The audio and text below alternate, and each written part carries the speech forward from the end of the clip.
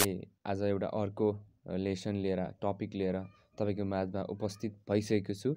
मैले चाहिँ तपाईलाई एक्जाम बिए सेकेन्ड इयरको एक्जामको लागि यो सजिलो होस् भन्ने हिसाबले तपाईलाई समरीहरू लिएर आज पनि फेरि उपस्थित भइसकेको छु।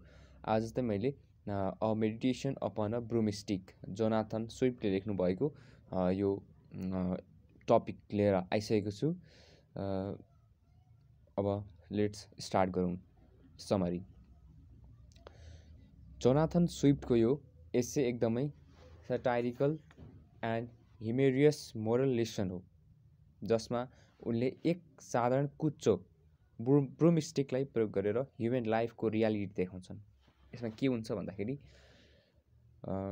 जोनाथनले एउटा ब्रुमस्टिकलाई एउटा कुच्चालाई देखाएर चाहिँ ह्युमन लाइफको रियालिटी के हो त, कसरी मानिसहरूको रियालिटी के छ त भनेर यिनले देखाउन खोजिरहेका छन्। कुचो जति जति घर सफा गर्न प्रयोग गरिन्छ त्यति नै विकर, सर्टर एन्ड युजलेस बन्दै जान्छ। यिनले के भनेका छन् भन्दाखेरि जब एउटा कुचोलाई सफा गर्न लगाइन्छ अनि त्यसपछि चाहिँ एकदमै कमजोर बन्छ, एकदमै सानो बन्छ, कामै नलाग्ने बन्छ त्यो कुचो चाहिँ। उनले यसैले चाहिँ जोनाथनले यसैलाई मानिसको जीवनसँग कम्पेयर गरेका छन्, मानिसको जीवनसँग तुलना गरेका छन्।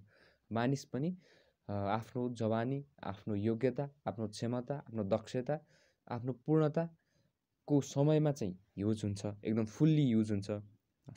सबैको चाहिँ उसलाई चाहन्छन् हैन, सबैले काम गरिदियोस् भन्ने चाहन्छन्, सबैको उसले काम पनि गर्छ। अनि ऊ चाहिँ एकदम राम्रो मान्छेका रूपमा हुन्छ। जब ऊ बुढो हुँदै जान्छ तब उसँग यो परिवर्तन हुन सक्दैन, अब आफ्नो समयअनुसार उसले परिवर्तन गर्न सक्दैन। अनि जब उसले अन्य पिपल्सहरूका निड्सहरू कम्प्लिट गर्न सक्दैन तब ऊ पनि एउटा के भन्छ त भन्दाखेरि युजलेस बन्दै जान्छ भन्ने कुरा उनले प्रस्तुत गरेका छन्। मानिस आफ्नो युथ, टाइम, इनर्जी एन्ड ब्युटीमा डिजायर लगाएर खर्च गर्छ हैन। अनि वर्ल्ड ट्राइड एन्ड ब्रोकन बन्छ त्यसपछि चाहिँ मान्छे हैन। अनि यसैले देखाउँछ कि मानव जीवन पनि ब्रुमस्टिक जस्तै बिजी इन अननेसेसरी डिजायर।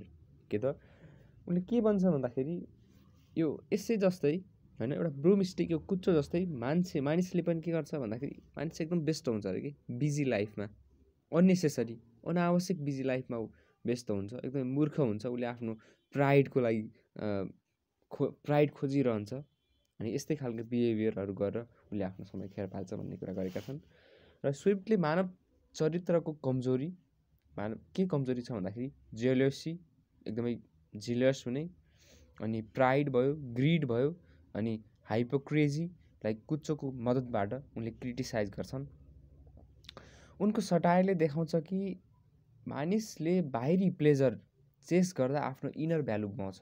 उनको सटायर, उनको व्यङ्ग्य के छ भन्दाखेरि मान्छेले बाहिरी प्लेजर भन्दाखेरि अरूको राम्रो हुँदाहुँदै उसले आफ्नो भित्रको भ्यालु, आफ्नो भित्रको मूल्य चाहिँ गुमाइसकेको हुन्छ, आफ्नो भित्री मूल्य गुमाइसकेको हुन्छ भन्ने खालको उनले देखाउँछन्। अब यसैको थिम के हो त, मेन के हो त यसको थिम चाहिँ के हो भन्दाखेरि यसैको मोरल म्यासेज के हो भन्दाखेरि human life become and meaningful only when we avoid vanity and life with humility and purpose. अन्त्यमा मानव जीवन कुचो जस्तै युजलेस भएर अन्त्य हुन्छ भनेर अन्त्य डिस्कार्ड हुन्छ भनेर उनले भनेका छन्। यो एउटा सर्ट मेरो समरी थियो, किनभने तपाईँको एक्जाममा यो सुनेर जाँदाखेरि चाहिँ तपाईँले केही नलेख्नु भन्दा पनि तपाईँले एक पेज चाहिँ लेख्न सक्नुहुन्छ यसैबाट मिलाएर।